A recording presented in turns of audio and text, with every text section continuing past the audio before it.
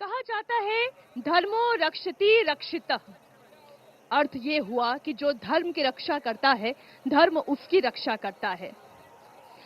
1528 यानी कि आज से 496 साल पहले जो संघर्ष, जो प्रतीक्षा शुरू हुई, आज उस प्रतीक्षा का अंत बेहद निकट है।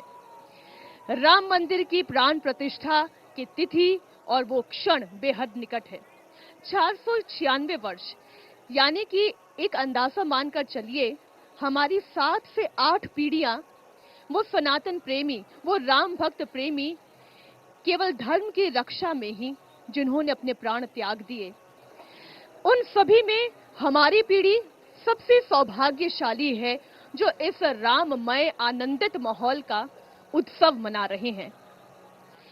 90 का ये दशक था जब कार सेवक यही अयोध्या से एक कविता गुनगुनाते थे। उस कविता की कुछ पंक्तियां मैं आज आपके सामने पढ़ती हूं। ये तन प्रभु राम का, ये मन प्रभु राम का, तो प्रेम से बोलिए जय श्री राम की। आस प्रभु राम की, श्वास प्रभु राम की, तो बोलिए जय श्री राम की। लोक परलोक यही मोक्ष धाम है, तो हर क्षण बोलिए जय श्री राम की। आए आपदाएं विपदाएं भले कितनी, आए आपदाएं विपदाएं भले कितनी, बनाएंगे हम मंदिर सौगंध श्री राम की। ये कार सेवकों की सौगंध थी, ये राम भक्तों की सौगंध थी। इस सौगंध के कुछ और चिन्ह आपको मिलेंगे हमारी इस रिपोर्ट में। 22 को जब गर्भगृह का पर्दा हटेगा तो वहाँ क्या क्या दिखेगा?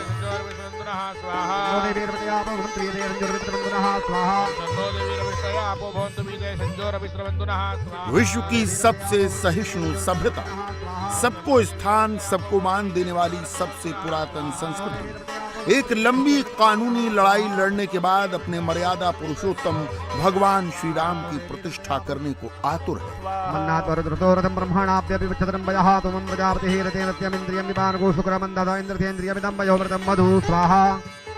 22 को जब राम मंदिर के गर्भगृह का पर्दा हटेगा तो 100 करोड़ से ज्यादा हिंदू मंत्रमुग्ध होकर प्रभु श्री राम की इस मूर्ति में भगवान के दर्शन करेंगे। अभी ये केवल मूर्ति है। प्राण प्रतिष्ठा अनुष्ठान में वैदिक मंत्रों के जरिए इसमें प्राण डाला जा रहा है। 22 जनवरी को ये मूर्ति साक्षात भगवान राम की हो जाएगी।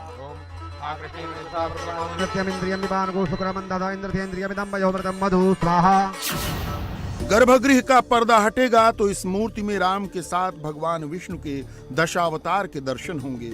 मत्स्यावतार से लेकर श्री कृष्ण, बुद्ध और कल की अवतार तक सारे अवतार दिखेंगे। 22 को श्री राम के साथ हनुमान जी और गरुड़ जी के भी दर्शन होंगे। भगवान राम के साथ सनातन के सभी प्रमुख प्रतीक चिन्ह, शंख, चक्र, गदा, ओम और स्वास्तिक भी दिखेगा। तीनों लोग 14 भुवन और 10 दिशाएं आनंदित हैं। त्रेता युग में राम ने 14 वर्ष का वनवास काटा था। कलयुग में 500 वर्षों के संघर्ष के बाद मर्यादा पुरुषोत्तम वापस आ रहे हैं। 15 अगस्त 1947 हिंदुस्तान के इतिहास में जितना महत्वपूर्ण है, उतना ही महत्वपूर्ण भविष्य में 22 जनवरी 2024 सोमवार होगा। 500 साल पहले हिंदुस्तान के सम्मान को जो ठेस पहुंचाई गई थी, उस सम्मान की पुनर्प्रतिष्ठा कल 22 जनवरी को होगी। 22 को जब राम मंदिर के गर्भगृह का पर्दा हटेगा तो सनातन की प्रतिष्ठा दिखेगी। प्राण प्रतिष्ठा के मंत्रों से पूरा अयोध्या धाम गूंज रहा है।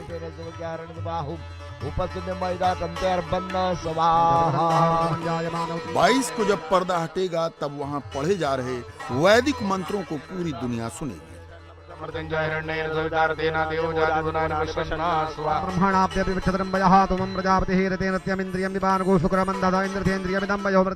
स्वाहा। 500 साल के इंतजार के बाद मैं यह कहूं कि 21 जनवरी और 22 जनवरी के बीच का जो अंतर है, खुशी से लोग भरे हुए हैं, आनंद मग्न हैं, लेकिन लगता है कि कब 22 जनवरी आ जाए, कब वह शुभ मुहूर्त आ जाए, कब रामलला के प्राण प्रतिष्ठा का समारोह संपन्न हो जाए, कब पूरा देश में एक ही गूंज गूंजने लगे, जय श्री राम, जय राम, जय जय राम। रामलला श्री कृष्ण शिला की मूर्ति में प्राण प्रतिष्ठित हो रहे हैं। इस मूर्ति की शैली दक्षिण भारतीय है। श्री राम के चेहरे पर मनोहर मुस्कान है। बाल स्वरूप रामलला के हाथों में धनुष है। मूर्ति की कुल लंबाई 51 इंच है। इसमें आस्था और आध्यात्म की झलक है। रमानाथ जह राजा सोपुर बरनी की जाई, अनिमादिक सुख संपदा रही अवध सब छाई। भगवान राम ने जब अयोध्या में अवतार लिया तो कहते हैं कि अवधपुरी ही सृष्टि का केंद्र हो गई। संसार को चलाने वाले भगवान जहां साक्षात उपस्थित हों वहीं वैकुंठ लोक हो गया।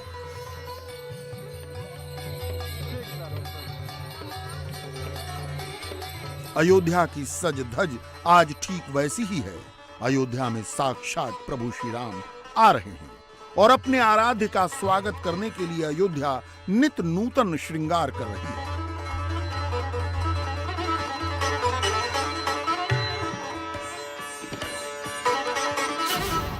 दस 10,000 क्विंटल फूलों से अयोध्या का श्रृंगार हो रहा है। 50 क्विंटल फूलों से राम मंदिर को सजाया जा रहा है।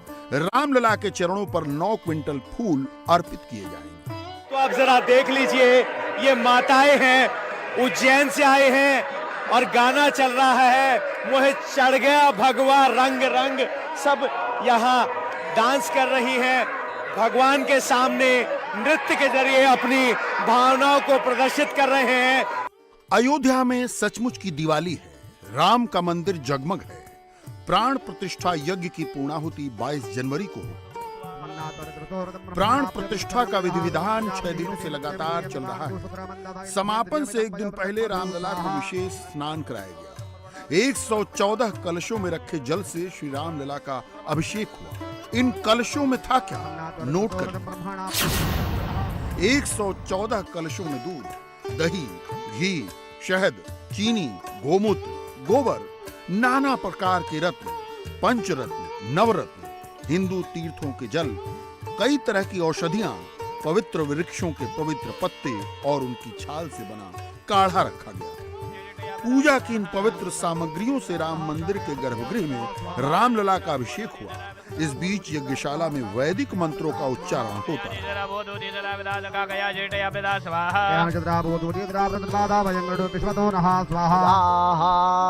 आज हमारा सबसे बड़ा सौभाग्य है कि इस ऐतिहासिक कार्य में कांची पीठ के जगतगुरु शंकराचार्य महाराज, श्री विजेंद्र सरस्वती जी महाराज अभी भी यहाँ पर पहुंच रहे हैं।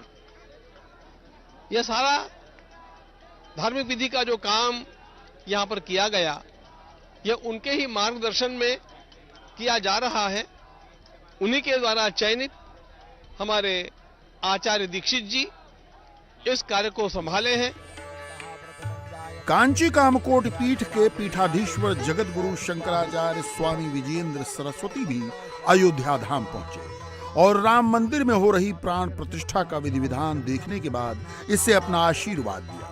हिंदू धर्म के सर्वोच्च पीठ से प्रमाणित होने के बाद अब किसी और प्रमाण की आवश्यकता नहीं रही। दशावतार में मुख्य अवतार राम जी का अवतार का श्री राम जन्मभूमि क्षेत्र में कल बाल राम विग्रह प्रतिष्ठा प्राण प्रतिष्ठा होने का है। इस संदर्भ में उत्तरायण में पौष मास शुक्ल पक्ष द्वादशी के दिन में मृगशीर्ष नक्षत्र सोमवत प्रिय दर्शन, वैसे सोमवार में ये जो जगत कल्याणकारी जो प्राण प्रतिष्ठा कार्यक्रम है उसमें उसको महत्वपूर्ण यागशाला का निर्माण और निर्वहन और पूर्णाहुति सब होने का है। चारों वेदों का विशिष्ट विद्वान सब इसमें कार्यक्रम में भाग लेकर के ये सब अच्छा काम हो रहा है। सनातन के सर्वोच्च तीर्थ में सनातन की प्रतिष्ठा समझिए कि हो। संतों ने इसकी रक्षा की, अयोध्या के संतों ने। सारे देश में ये विचार 1984 से गया और आज देश के कम से कम 5 लाख गांव मोहल्ले गांव में कम से कम 10% आबादी के हृदयों में ये विचार पहुंचा, तब ये दिन आया है। इसको आज का दिन लाने के लिए हिंदुस्तान के करोड़ों लोगों का योगदान है। हजारों संतों ने इसमें कठिन भूमिका निर्वाह की है। कम से कम 15,000 संत महात्माओं ने अपने अपने क्षेत्रों में और अभूतपूर्व परिश्रम करके जन जागरण किया है।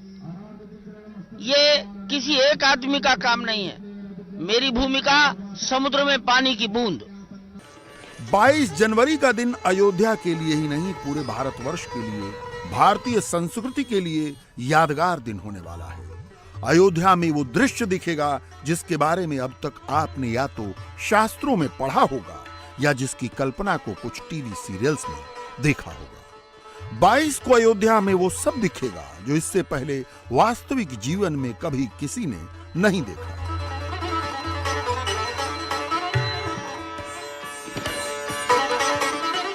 प्रधानमंत्री नरेंद्र मोदी ने राम भक्तों की भावना को आत्मसात कर लिया है। संपूर्ण भारत प्राण प्रतिष्ठा के पावन मुहूर्त का इंतजार कर रहा है और मोदी विशेष अनुष्ठान में लगे हैं।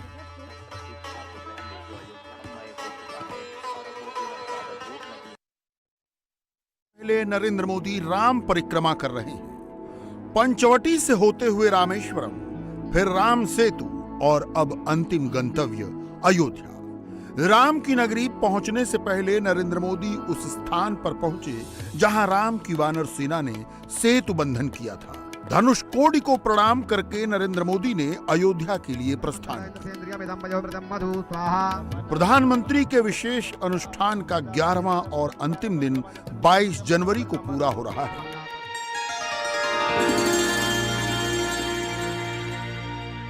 राम की नगरी में मोदी करीब 4 घंटे रहेंगे। वो 4 घंटे अयोध्या के लिए न भूतो न भविष्यति वाले होंगे। राम के मंदिर में प्रधानमंत्री जूता या चप्पल नहीं पहनेंगे। गर्भगृह के पत्थर ठंडे होंगे। मोदी वहां 2 घंटे खड़े रहेंगे। रामलला की प्राण प्रतिष्ठा के बाद मोदी शिव मंदिर में पूजा करेंगे। अयोध्या की जो सड़कें, जो गलियां, जो मंदिर, सरयू के जो घाट दुल्हन की तरह सज रहे हैं, वो हमेशा ऐसे नहीं थे। 500 साल के संघर्ष को भूल जाइए, केवल 10 साल पहले की अयोध्या को याद कीजिए। आज जहां राम का मंदिर खड़ा हो रहा है, 10 साल पहले वहां श्री रामलला टाट में विराजमान थे। तब किसी को कुछ भी नहीं सूझता था कि मंदिर बनेगा कैसे। कोर्ट कचहरी का चक्कर था कि कभी खत्म ही नहीं होता था। मगर 2014 से परिस्थितियां बदलने लगी। नरेंद्र मोदी प्रधानमंत्री बने तो अयोध्या में मंदिर बनने का विश्वास जगने लगा। अयोध्या में राम का मंदिर भी बना और नई अयोध्या का निर्माण भी हुआ। नरेंद्र मोदी ने ऐसा मंदिर बनवाया जो उत्तर, दक्षिण, पूरब या पश्चिम के बंधन में नहीं फंसता, जो सही अर्थों में सत्य सनातन का प्रतीक मंदिर है, जहां कोई ऊंचा नहीं है, जहां कोई छोटा नहीं है, जहां हर भक्त केवल राम का भक्त है। प्रधानमंत्री चाहते थे कि राम मंदिर सभी लोगों का होना चाहिए। मंदिर वैसा ही बना। प्राण प्रतिष्ठा अनुष्ठान में भी अयोध्या बुलाए गए सभी मेहमान एक समान होंगे। मेजबान के लिए सभी वीआईपी हैं, राम के लिए सभी आम हैं। भूमिका थी, न्यास को संकेत भी, सुझाव भी दिया गया कि चंदा देने वालों में कोई वर्गीकरण नहीं होगा। बड़े धनराशि के चंदा देने वाले या छोटी धनराशि निर्माण कार्य में अपना योगदान देने वाले महानुभाव, सभी को एक ही प्रकार से ट्रीट किया जाएगा। हमारा सद्भाव सबके प्रति होगा। राम मंदिर का पहला नक्शा सिर्फ 1 मंजिल का था। नरेंद्र मोदी ने राम मंदिर को भव्य बनाने की राय दी। प्रधानमंत्री की सलाह पर दूसरे और तीसरे तल का नक्शा बना। दूसरे तल पर राम दरबार की योजना बनाई गई। रामलला के मंदिर में माता सीता को स्थान दिया गया। मंदिर का निर्माण दैवीय आशीर्वाद से पूरा हुआ। 2000 करोड़ रुपए के बजट का अनुमान लगाया गया था। 5 लाख से ज्यादा गांवों से 3500 करोड़ रुपए दान में मिला। मंदिर बनाने में सरकार का 1 पैसा भी नहीं लगा। यहाँ 161 फीट ऊंचाई का शिखर जिस पे सोने का काम होगा वो लगेगा यहाँ पे। जब आप 31 दिसंबर 2024 या उसके आसपास आएंगे तो आपको पूरा मंदिर निर्मित मिलेगा। पूरा का मतलब प्रथम स्टोरी और सेकंड स्टोरी। ग्राउंड फ्लोर तो पूरा हो चुका है, लेकिन फर्स्ट स्टोरी जिसमें राजा राम होंगे, राजा राम का दरबार होगा, सीता जी भ्राता उनके परम सेवक हनुमान जी होंगे, वह प्रथम तल पे होगा और द्वितीय तल पे अनुष्ठान के कार्यक्रम चलते रहेंगे। तो इस प्रकार ये पूरे मंदिर का निर्माण जो है वह होगा। उत्तर प्रदेश का पखावज, बांसुरी और ढोलक, कर्नाटक की वीणा, पंजाब का अलगोजा, महाराष्ट्र की सुंदरी, ओडिशा का मर्दल, मध्य प्रदेश का संतूर, मणिपुर का पुंग, असम का नगाड़ा और काली, छत्तीसगढ़ का तंबूरा, दिल्ली की शहनाई, राजस्थान का रावण हत्था, पश्चिम बंगाल का श्रीखोल और सरोद, तमिलनाडु का नादस्वरम और मृदंगम, आंध्र प्रदेश का घटकम, झारखंड का सितार, गुजरात का संतार, बिहार का पखावज और उत्तराखंड का होड़का। रामलला के लिए इतने वाद्य अयोध्या पहुंच चुके हैं। 22 जनवरी को प्राण प्रतिष्ठा के समय इन सब का वादन होगा। मोदी के विरोधी कहते नहीं थकते कि नरेंद्र मोदी ने राम मंदिर की प्राण प्रतिष्ठा का अनुष्ठान राजनीतिक बना दिया। विरोधी कहते हैं कि मोदी को मंदिर से फायदा होगा, इसलिए वो ये सब कर रहे हैं। सच भी है, राम मंदिर बनाने से, प्राण प्रतिष्ठा कराने से मोदी को राजनीतिक लाभ तो मिलेगा, इसमें कोई शक नहीं। ये भी उतना ही सच है कि अगर नरेंद्र मोदी न होते तो राम मंदिर ऐसा नहीं बनता, प्राण प्रतिष्ठा ऐसे नहीं होती। और अब आपको उस क्षण की बात बताते हैं जब राम मंदिर के गर्भगृह का पर्दा हटेगा। इसका ब्यौरा सुनिए। प्राण प्रतिष्ठा कराने वाले मुख्य आचार्य पंडित गणेश्वर शास्त्री के सबसे करीबी शिष्य और प्राण प्रतिष्ठा के आचार्य अरुण दीक्षित। सर्वप्रथम आपको जैसे बताया, सुबह के समय 8:30 बजे सभी लोग पहुंच जाएंगे, वैदिक लोग, और वहां मंदिर में जो अपने मंडप में जो स्थापना हुई है उन सभी का पूजन होगा, थोड़ा बहुत हवन होगा। फिर हम सब लोग वहां पर मंडप में बैठे रहेंगे और जितने लोगों को वहां आवश्यकता है वहां गर्भगृह में, उसका जैसा निर्देश होगा सभी लोग वहां ऊपर पहुंचेंगे। और करीब 12:05 के आसपास माननीय प्रधानमंत्री जी के आने का कार्यक्रम तय हुआ है। जिस समय वे प्रवेश करेंगे उस समय मंगलाचरण होगा, चारों वेदों के वैदिक विद्वान स्वस्ति मंगलाचरण करेंगे। उसके बाद वो मंडप में ऊपर गर्भगृह में जाएंगे और वहाँ प्रतिष्ठा का कार्यक्रम 12:15 से जो है प्रारंभ हो जाएगा, जिसमें कई मूल मंत्र हैं, कुछ अंग मंत्र, कुछ बीज मंत्र हैं। इनका पाठ हो करके और भगवान को जो है स्थापित किया जाएगा। जो मुहूर्त आपको पता है उस मुहूर्त में भगवान के ऊपर अक्षत इत्यादि डाल करके भगवान के आगमन को, आवाहन को वहाँ पर निश्चित किया जाएगा और उनसे प्रार्थना की जाएगी कि अब आप प्रकट होइए और हमारे ऊपर प्राणी मात्र पर कृपा दृष्टि रखिए। उसके बाद भगवान की पूजा होगी, पहली पूजा, उस मूर्ति की विधिवत पहली पूजा हम लोग उस समय करेंगे। सभी लोग वहाँ पर उपस्थित होंगे और ये जो पूजा होगी ये षोडशोपचार पूजा होगी, जिसमें उनका पैर धोया जाएगा, उनको अर्घ्य दिया जाएगा, उनको मधुपर्क दिया जाएगा और उसके बाद स्नान इत्यादि और पंचामृत स्नान, धूप दीप नैवेद्य, फूल और नैवेद्य, कई प्रकार के नैवेद्य कल तैयार हो रहे हैं, वो नैवेद्य दिए जाएंगे, फल दिया जाएगा, मिष्टान्न फल, और फिर उसके बाद अंत में आरती होगी और स्तुति होगी और ये करीब 12:55 तक ये कार्यक्रम समाप्त होगा। उसके बाद फिर आगे का कार्यक्रम पड़ेगा। वाल्मीकि रामायण में उल्लेख है कि श्री राम की अयोध्या 12 योजन लंबी और 3 योजन चौड़ी थी। इसकी सड़कों पर रोजाना जल छिड़का जाता था, फूल बिछाए जाते थे। अवधपुरी में बड़े बड़े तोरण द्वार थे, सजे हुए बाजार थे।